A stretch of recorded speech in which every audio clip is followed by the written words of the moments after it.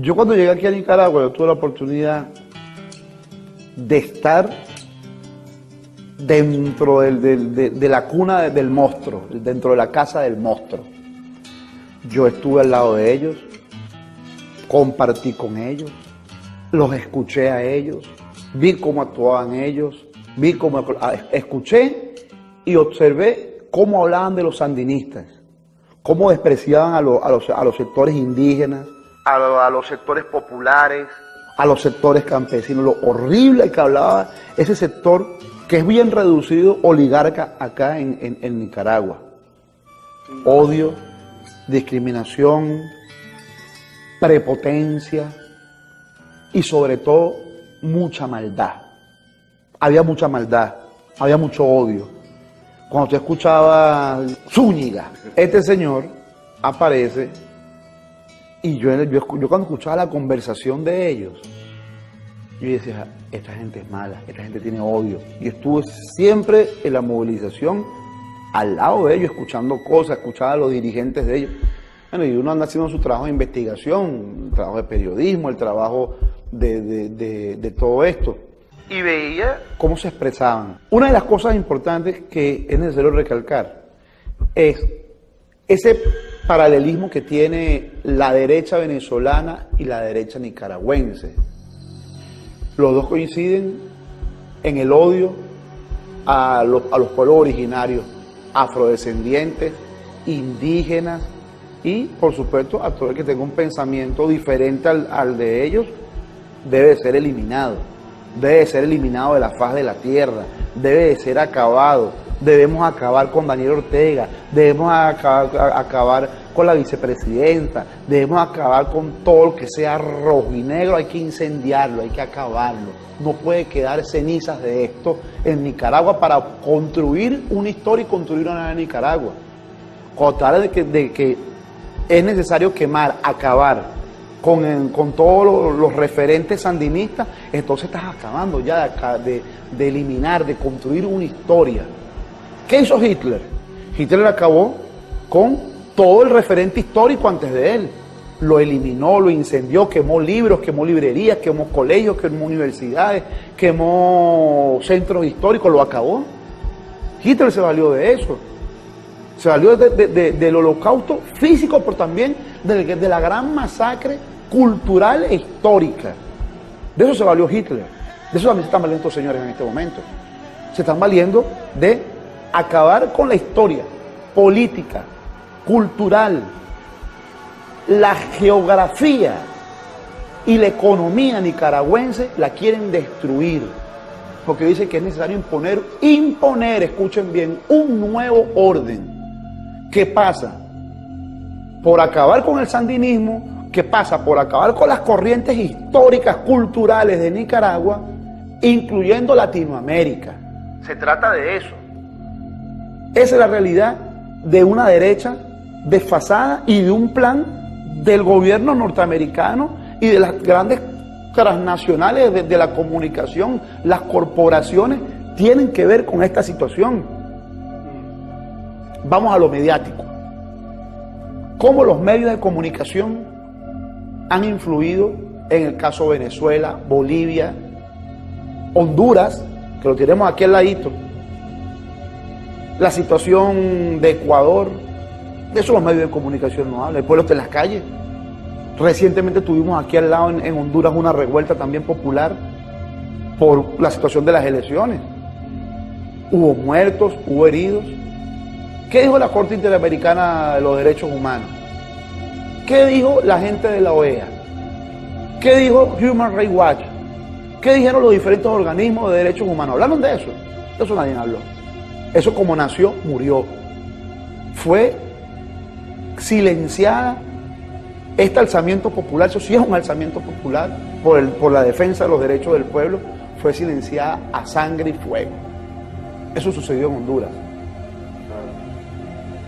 En Nicaragua han creado un ejército paralelo. Narcotráfico, maras, bandas armadas, traidores a la revolución y el resurgimiento de lo que fue algunos sectores de la contra nicaragüense vinculados al somocismo. Cuando te hablo de esto, te hablo con esta propiedad, pues, por conversaciones que he tenido con algunos sectores de la derecha, antes que se destapara todo este rollo, que se descubriera quién era yo y todo lo demás. Sí. Estuve compartiendo con muchos de ellos, hubo conversa, hubo socialización con mi persona. Se están de la esquina para allá. Pero ahí están los tranques de los... ¿Cómo pueden haber habido...? Son putas tienen más maña que un gato, loco, de plano. ¿Eran del ejército, eran civiles o eran policías? Ni idea, por lo que escuché son paramilitares, policías de civil. La mierda es un chorizo, loco.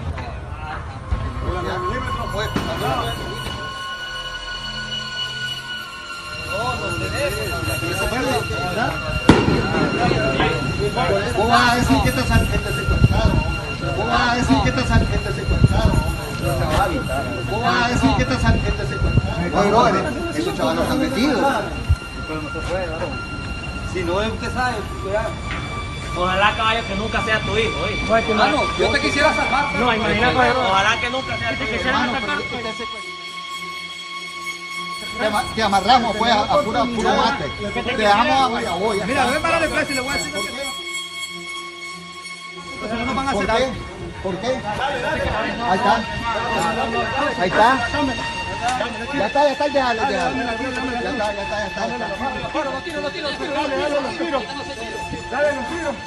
Ahora, ya está el otro, vamos a agarrar el otro más. Tranquilo, vamos para allá entonces ahora. Sí, que lo agarre que sabe tirar. ¿La van a regresar? ¿Se lo prestaron los trabajadores? No.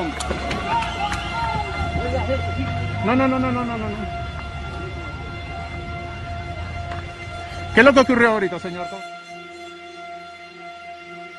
Los paramilitares que están filmando. No, tranquilo, no hay problema.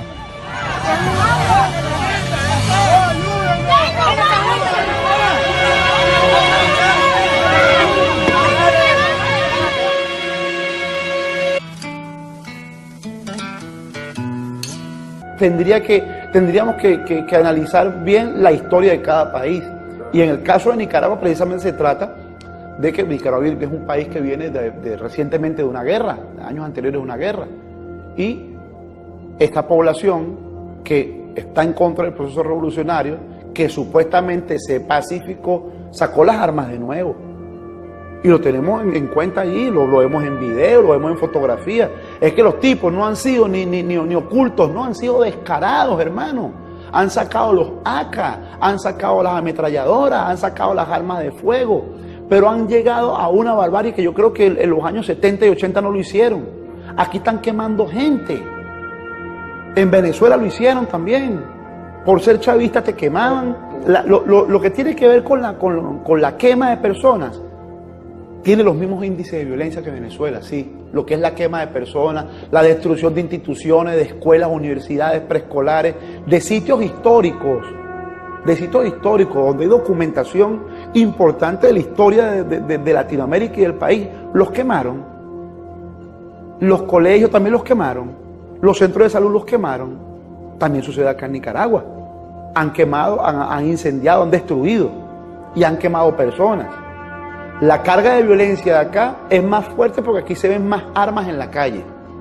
Y el armamento de los sectores opositores es frontal, no lo tienen escondido, como en Venezuela también fueron captadas algunas imágenes de algunos elementos de la ultraderecha, exmilitares,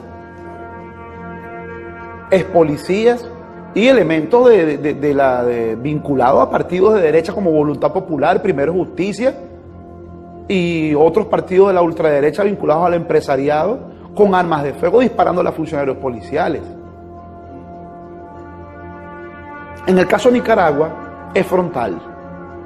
Es normal que aquí se vea una persona con un lanzamorteros, es normal que aquí se vea una pistola con un AK detrás de una barricada, es normal que se vea caminando en un pueblo tomado, como en el caso de Masaya. Yo estuve en Masaya los primeros días que llegué, logré entrar. Y vimos cómo habían hombres, elementos armados, elementos civiles que estaban en contra del gobierno con AK, fusiles AK. O sea, eso nosotros lo presenciamos, no es una cosa que nos las contaron. ¿Ves? Entonces, elementos como eso, elementos como la iglesia, vinculada a los grupos terroristas, que agarraron de base, como decirte, que las iglesias las agarraron, como decir, una embajada. Cuando hay un conflicto en cualquier parte del mundo, tú te refugias en una embajada y no te pueden hacer nada porque es territorio de otro país. Bueno, en este caso, el pontificado le dio la oportunidad a estas bandas armadas, a estos grupos terroristas, a que se metieran dentro de las iglesias. Pero el mismo pueblo lo rechazó. Y fue el mismo pueblo, no fue ni las fuerzas policiales, no fueron ni los sandinistas, no. Fue el pueblo cansado que entró a esas iglesias a sacar a estos grupos delincuenciales, a estos grupos terroristas. Nos encontramos en Nicaragua, en Janotepe. Esta población durante 2 meses y medio ha sido asediada por grupos terroristas. En el día de ayer fue liberada por el Frente Sandinista, los movimientos sociales y la Policía Nacional. La posición de la Iglesia Católica ha jugado un papel importante, pero muy cuestionado por el pueblo. El torturador Juan de Dios, él era el torturador de San José. Él era el torturador. Aquí tenemos compañeros que nos declararon cómo hacían las torturas. Los peloneaba y él en presencia de él. Y ellos le metían botellas en el trasero. Les pegaban en los pies con bates, los quebraban, los desnudaban. Y a esa pobre compañera la violaron hasta que se aburrieron. A esa mujer, en presencia del Padre y de muchos pastores que andan huyendo como ratas ahora. Fíjate, desde los sectores de la Iglesia Católica, yo no juzgo a los filigreses ni a los creyentes de la Iglesia de la religión católica. Es que el problema no son ellos, el problema es la alta jerarquía eclesiástica de Nicaragua, la alta jerarquía eclesiástica de Venezuela, la alta jerarquía eclesiástica de diferentes países de Latinoamérica que están conspirando contra gobiernos democráticamente electos por el poder popular. Aquí Daniel Ortega ganó unas elecciones, Nicolás Maduro ganó en unas elecciones, Hugo Chávez en vida ganó en unas elecciones, Evo Morales ha ganado unas elecciones. Y cuando hemos tenido una derrota la hemos reconocido ante los medios internacionales y organismos internacionales del mundo que nos acusan de dictadores, y ahí está la posición del pueblo. Entonces, la Iglesia ha servido como brazo político, ejecutor de los ejércitos invasores en el mundo y sobre todo en Latinoamérica, desde hace más de 500 años, de la época de la colonia, de cuando llegó la invasión europea a Latinoamérica. Ha sido precisamente el brazo político de negociación con los indígenas, con los afros, con todo el mundo, fue precisamente la Iglesia para que después entrara la invasión forzosa, que entrara la invasión imperial europea, la norteamericana, las diferentes invasiones que han llegado a Latinoamérica. Cuando hemos visto cuando un sector de la Iglesia se enfrenta a la derecha, lo eliminan físicamente. Tenemos el caso de Monseñor Arnulfo Romero en El Salvador, se enfrentó a la derecha y vinieron los militantes de Arena y lo ejecutaron. Porque no estaba con la derecha apoyada por esa derecha apoyada por los Estados Unidos. Ese es uno de los ejemplos más visibles que tenemos en la reciente historia de este último siglo aquí en Latinoamérica.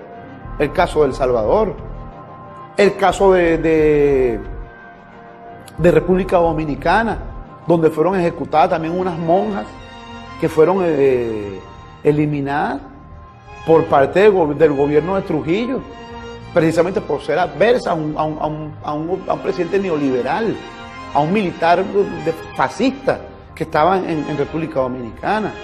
Y así nos ponemos a revisar los diferentes casos de Latinoamérica y el mundo, de cómo la Iglesia, cuando hay una contradicción con el gobierno de los Estados Unidos, los eliminan, pero cuando están con ellos le dan toda la fortaleza del mundo. Y en este caso, el caso Nicaragua, la vocería política no son estos muchachos que aparecen con los lentecitos y la gorrita para atrás, no, eso no tiene el nivel político para eso.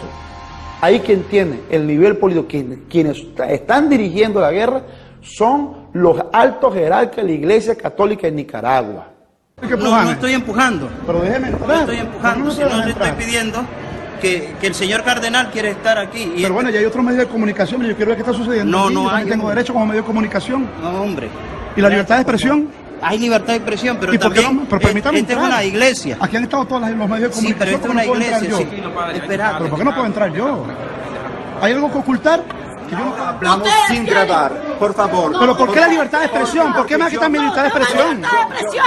Aquí no somos nosotros asesinos. Ven aquí. ¿Pero por qué no puedo grabar? No, aquí han estado todos los medios.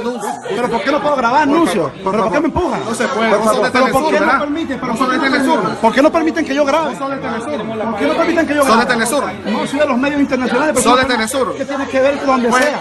La libertad de expresión es una Exactamente. para todos los medios. Pero ahorita estamos en una situación difícil, ¿Pero ¿entendés? por qué no puedo grabar si aquí están todos los medios internacionales?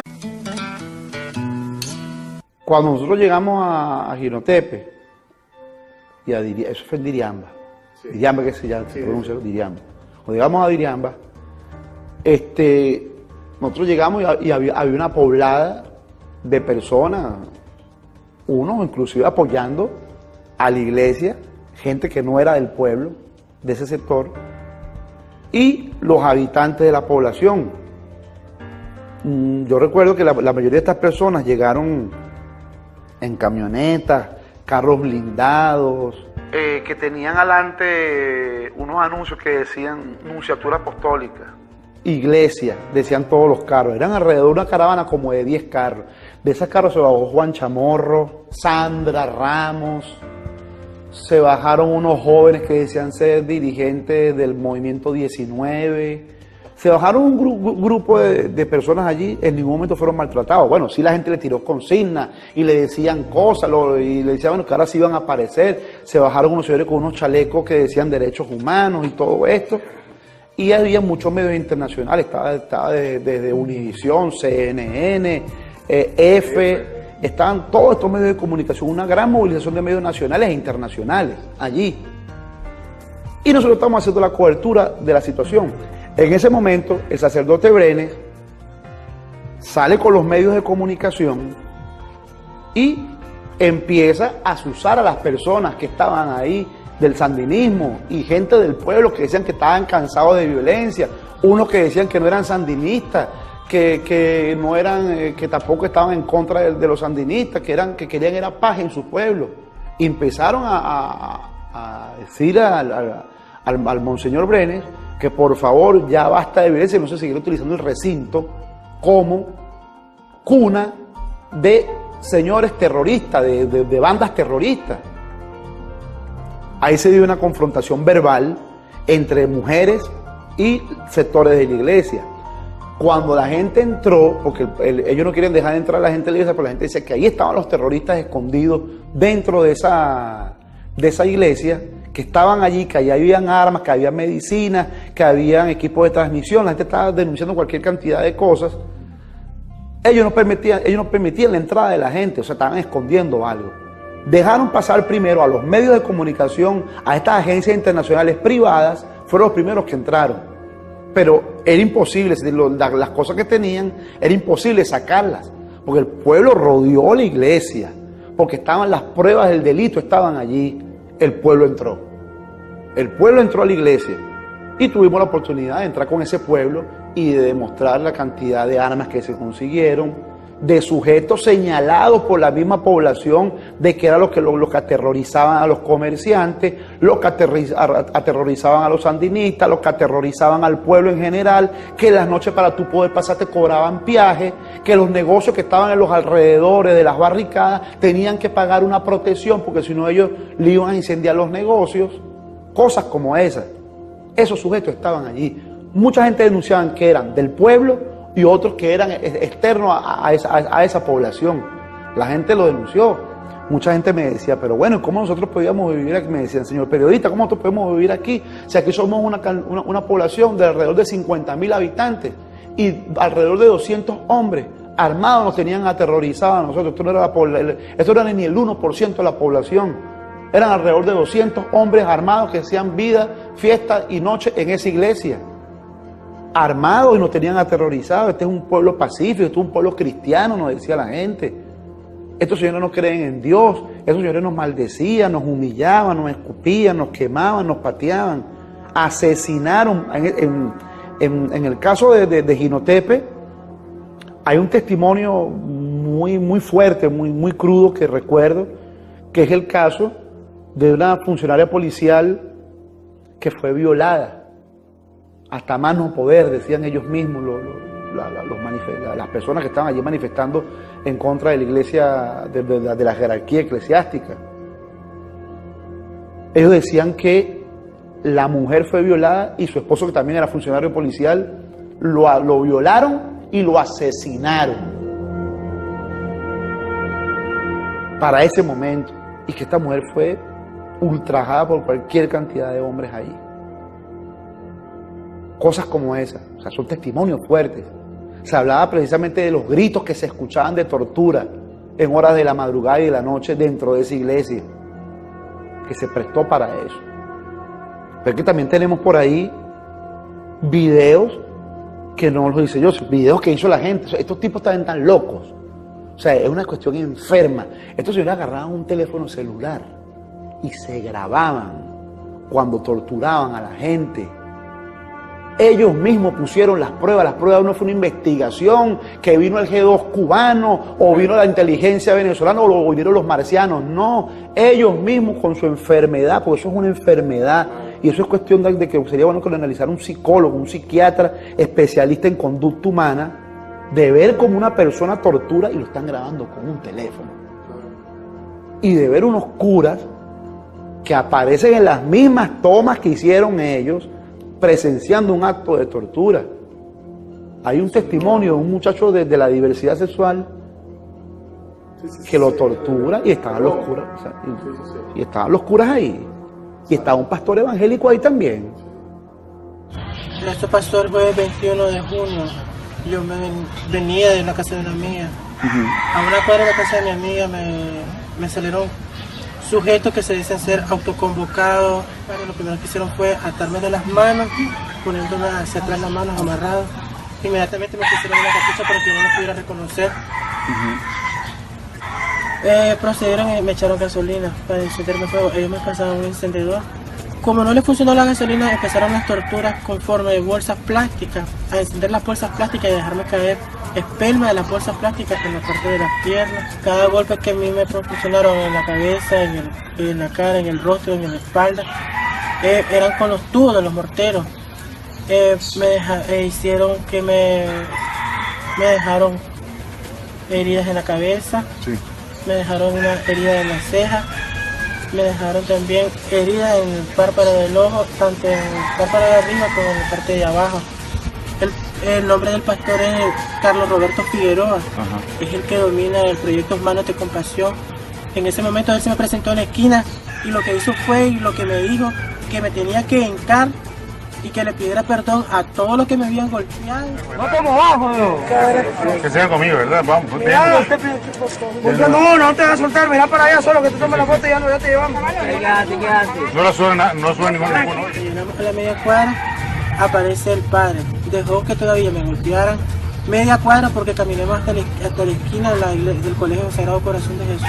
Todavía dejó que media cuadra me golpearas. Dejó de que hiciera y deshicieran porque prácticamente hubo, que les digo, obscenidades. Él estaba dando órdenes aún todavía que me tomaran fotos, pero que no las subieran. ¿Qué significa? Que es cómplice de estos asesinos sinvergüenza, delincuentes que se encuentran en la barricada. Nunca esperé que vinieran a actuar en contra de una forma tan violenta, en contra de la militancia del Frente Sandinista, solo por no ser de los ideales de ellos. Nunca esperé que tuvieran un odio tan fuerte hacia nosotros, los militantes del... Estaba entrevistando en ese momento a una señora que denunciaba de cómo los grupos terroristas operaban desde esa iglesia, de la iglesia de Diriamba, fue eso. El nuncio escuchó y se regresó e intentó silenciar a la señora. Cuando yo sigo entrevistando a la señora, el señor me empujó, que yo no que podía entrevistar a nadie acá, pero yo le decía, pero ¿por qué no puedo entrevistar a nadie acá? Si aquí tenemos a los medios internacionales allí, mira, hay cualquier cantidad de medios internacionales y medios nacionales que están entrevistando, porque yo no tengo, o sea, yo tengo también derecho a comunicar al mundo. Y creo que el pueblo, el mundo, todos tenemos derecho a comunicar. Usted no necesariamente tiene que ser periodista o cineasta para comunicar. O sea, la libertad de expresión, la libertad de comunicación es libre en el mundo. Usted, cualquiera puede comunicar con un teléfono, con una cámara, lo que tenga. Puede comunicarle al mundo lo que está sucediendo. Y más en este caso, que bueno, que era un evento que se estaba dando dentro de una iglesia, la casa del Señor, como dicen ellos, que estaba sucediendo eso. A mí no se me permitió, me dieron golpes, me empujaron. Fue... hay una toma que padre, ¿no? Sí, un sacerdote, bueno, de repente no sé si era sacerdote, pero hay uno que estaba vestido de sacerdote que me arrancó el teléfono en una oportunidad. Y después, bueno, otro sacerdote más consciente le dijo que me lo devolviera. Pero a mí me arrancaron el teléfono, me lo arrancaron estos sacerdotes. O sea, cuando tú entras a una iglesia y consigues armas, medicinas, equipos de saturación, equipos de plantas eléctricas, ¿para qué estás preparado? Medicina, armas, alimentos perecederos, enlatados y todo esto. ¿Para qué? ¿Para qué estás preparado? Para una guerra. Eso no era por una donación para el pueblo. Porque los dispensarios de salud fueron asaltados por estos grupos que trasladaron las medicinas, los dispensarios de salud institucionales, las trasladaron también allá. Ahora aparece también el fenómeno de las ONG. Cáritas. Cáritas en Venezuela cumplió una labor desestabilizadora. Cáritas está vinculada al grupo internacional de banca conocido como Banesco, que es un grupo comercial en España y tiene ramificaciones con Cáritas. Cáritas es una ONG cristiana que se encarga, hace donaciones de medicina, reparación de escuelas, es una fachada. Cáritas es una fachada. Y esa fachada entró también acá a Nicaragua, y entró a Venezuela, y entró a Bolivia, y entró a Perú, y entró a Ecuador, y entró a Argentina, y ha entrado a los diferentes países que en un momento estuvieron con gobiernos progresistas, que ahora están con gobiernos neoliberales, y en el caso de donde están los gobiernos progresistas, el caso de Bolivia, el caso de Nicaragua, el caso de Venezuela, estos señores han entrado con mucha fuerza a crear acciones desestabilizadoras, dando talleres de formación en redes sociales, dando talleres de formación política, dando talleres de formación de primeros auxilios, que son ustedes los famosos Cruz Verdes que ustedes ven por ahí, que se visten como grupos comando de rescate de las personas. Son formados también por la gente de Cáritas y no son más que informantes en equipos de comunicación que tienen intervenidas comunicaciones de cuerpos policiales, que tienen intervenidas comunicaciones de agencias de comunicación para saber lo que está sucediendo y dar información a las bandas armadas, a las bandas terroristas. De eso se encarga esa Cruz Verde. Sucedió en Venezuela. En uno de los videos que nosotros publicamos aparece un venezolano que está acá de asesor. Ellos lo reconocieron que era venezolano. El coordinador de esta Cruz Verde reconoció que era un venezolano, sí, que estaba trabajando allí, que está trabajando con ellos, que está trabajando como asesor. Como los cascos blancos, ¿no? O sea, son como los cascos blancos, hacen una función de algo como la Cruz Roja, pero la Cruz Roja se desvinculó precisamente de ellos en Venezuela y aquí también se desvinculó, porque es parte de un aparato paramilitar que está operando para la colaboración de un golpe de Estado. Hay algo muy importante que quería resaltar allí. El caso de la OEA, Almagro. Fíjate que Almagro reconoce en una de sus últimas intervenciones de la sesión de la OEA, habla de la palabra derrocar, que existen sectores en Nicaragua que quieren derrocar el gobierno de Daniel Ortega, y reconoce que lo han intentado a él manipular para ser partícipe de esta conjura de derrocar al gobierno constitucional de Daniel Ortega. Es importante revisar eso. ¿Qué tan fuerte es la conspiración? ¿Hacia dónde va esto? ¿A dónde quieren ellos que llegue esto? Viene ahora el intento de quiebre de la economía nicaragüense. Ellos apuestan a durar 2 o 3 meses más para quebrar la economía nicaragüense y para generar una situación de estallido social, como en Venezuela. No se extrañen que le apliquen el desabastecimiento, la quiebra de empresas, esconder los alimentos, esconder las medicinas, esconder los productos de primera necesidad. Dirigir esta guerra en Venezuela hacia los sectores populares y sobre todo hacia las mujeres, que son las que tienen la mayor carga en nuestros barrios, en nuestras comunidades, en nuestros asentamientos campesinos. Igual sucede en Venezuela, igual quieren aplicar aquí en Nicaragua. El tranque, cuando tenían secuestrado más de 200 camiones de bandera internacional, no es un tranque para protegerse de ellos y tenerlos secuestrados ahí para negociar, no. Era un tranque para generar un quiebre económico en Nicaragua. Porque ahí la mayoría de 200 camiones que ellos, te puedo asegurar que 190 camiones eran de alimentos y de medicinas, que cruzan por todo Centroamérica, y este es el paso, Nicaragua es el paso. Entonces, esto ha sido pensado militarmente muy bien. No estamos enfrentándonos a unos loquitos, no. Esos muchachos que dicen ser dirigentes estudiantiles, que están dando el frente, lamentablemente lo están utilizando. Ellos son unos títeres, ellos son unos payasos. Con el respeto de los payasos, que es una profesión digna y artística. Estos muchachos los están utilizando como unas marionetas.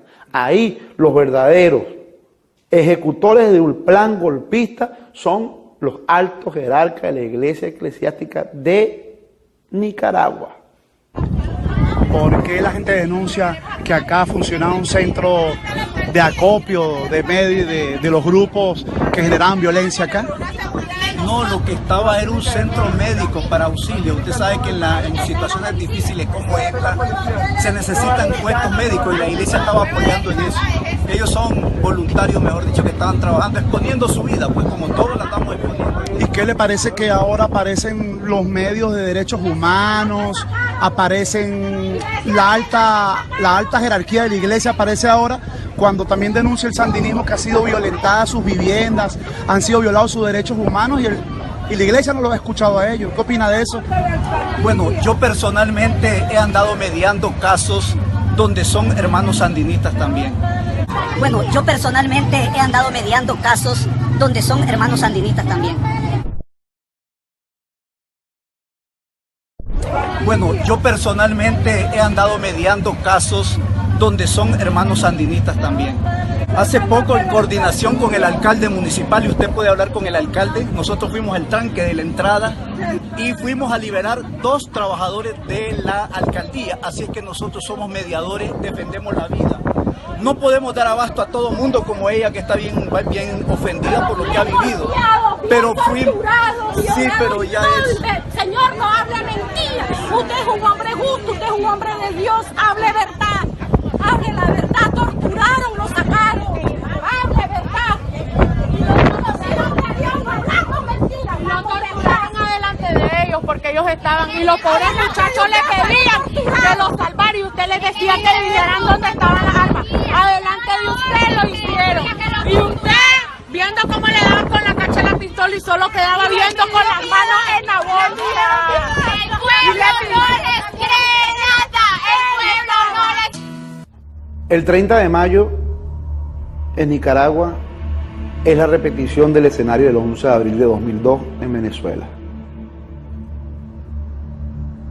Tiradores cruzados que ejecutaban personas de los 2 grupos. Sucedió en Venezuela, sucedió en Nicaragua. Crear una onda de terror dentro de toda la población, de muerte, de terror, de barbarie, de miedo, de pánico dentro de la población. Sucedió en Nicaragua, sucedió en Venezuela en el 2002. La influencia de los medios de comunicación en todo esto, mira. Los medios de comunicación se ubicaron en el mismo canto del 2002 en Venezuela, en sitios estratégicos, porque sabían lo que iba a suceder en las inmediaciones del Palacio de Miraflores, en el Puente Llaguno. ¿Qué sucedió en Nicaragua el 30 de mayo? Fíjate con lo que jugaron. 1, la marcha del Día de las Madres, la masacre de las madres. Escuchen bien, la masacre de las madres. Suena pesado, suena fuerte. O sea, una operación de impacto psicológico, la masacre de las madres. O sea, tú dices la masacre de las madres es, entonces estás matando mujeres, estás matando madres, estás matando a las madres del pueblo.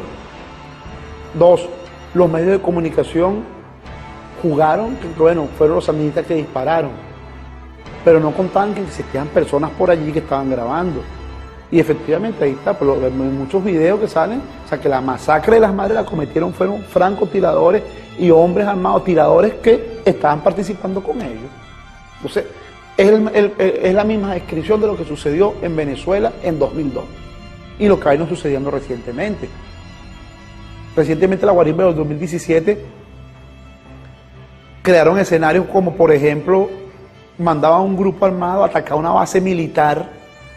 El caso de La Carlota, hombres armados llegaban trancados a una autopista, disparaban a los militares, le tiraban cohetones, le tiraban granadas a una base militar donde había helicópteros y aviones. ¿Con qué creen ustedes que le iban a responder? O sea, ya va, ¿qué querían ellos? Que le respondieran con flores. O sea, había una base militar, tenían que defenderse los militares. Con todo y eso le respondían con gases lacrimógenos, con gas agua para dispersarlo y todo esto.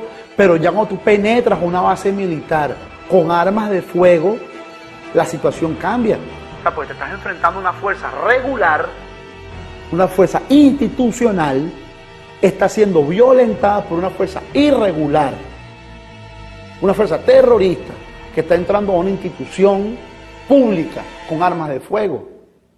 ¿Cómo le iban a responder? ¿Le iban a responder con flores? ¿Le iban a responder rezando el Padre Nuestro? No. O sea, un grupo terrorista le tenían que responder con la fuerza del Estado.